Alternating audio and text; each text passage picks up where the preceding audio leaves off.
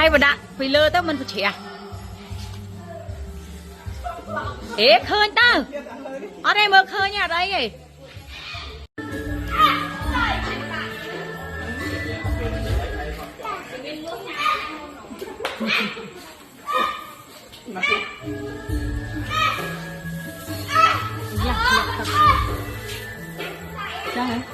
tại vì bị chặn tất cả nằm tay cho hết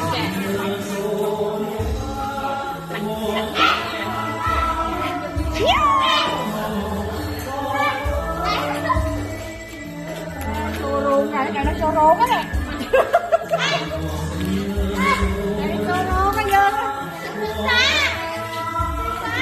lớn mấy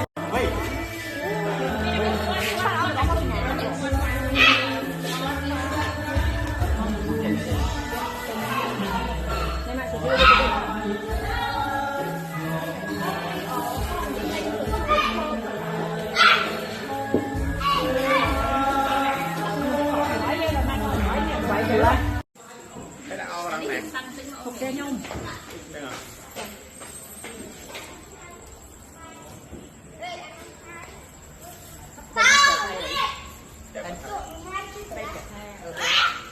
thì kia chứ ha bắt tay rồi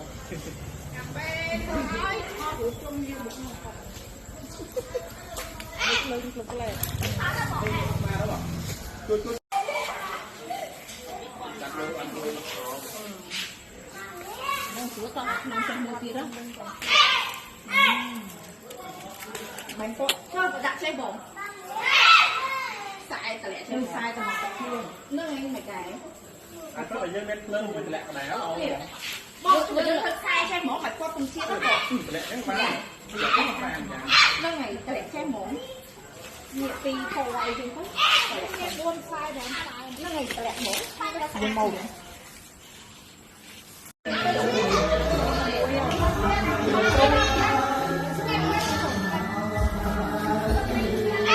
trong tô được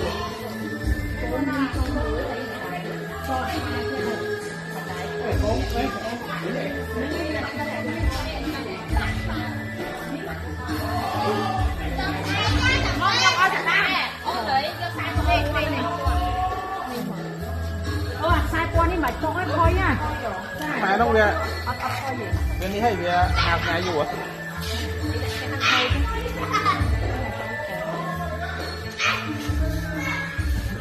cho